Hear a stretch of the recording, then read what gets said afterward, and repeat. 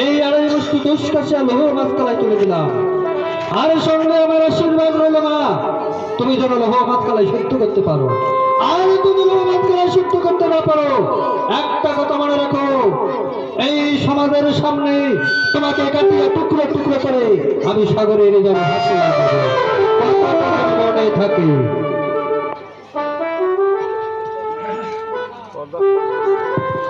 যাও মা, তুমি এবারে লোহ মাছকালায় শুদ্ধ করো।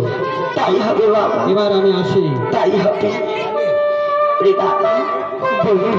তবে এবার আমার আশীর্বাদ করে বিদায় দাও। ঠিক আছে রে বউ,